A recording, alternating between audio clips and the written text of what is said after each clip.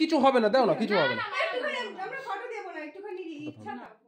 Hello friend, সবাই কেমন আছো? আশা করি সবাই খুব খুব ভালো আছো। আজকে দিলাম বাবা মার বিয়ে। এটা হলো শ্বশুর আর শাশুড়ি। আজকে ওনাদের 35 বছরের বিবাহবার্ষিকী পূর্ণ হলো। এতদিনে বিশ্বাস করো কোনোদিনও জানতে পারিনি। আমি কি ওনার ছেলেমেয়েরাই জানতে পারিনি, এই বছর প্রথমবার আমরা জানতে পারলাম সকালবেলায়। তো যখন জানলাম যে ওনাদের আজকে 35 বছর পূর্ণ হলো বিবাহবার্ষিকীর, কিছু কি আয়োজন করবো না, তাই ছোট্ট করে একটা আয়োজন করা হলো।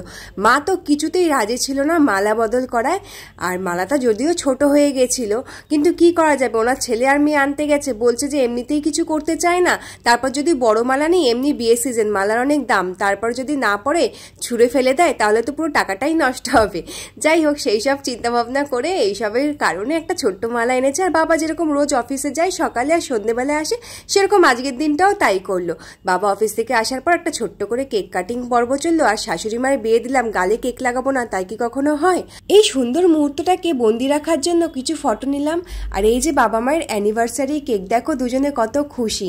প্রথমে একটু লজ্জা পাচ্ছিল, তারপর আমাদের ছেলে মেয়েদের চাপে পড়ে কেকও কাটলো, মালাও বদল করলো। আর এই হলো আমাদের পুরো ফ্যামিলি, সব মিলিয়ে দিনটা খুব ভালো কাটলো। ভালো লাগলে লাইক করে দিও।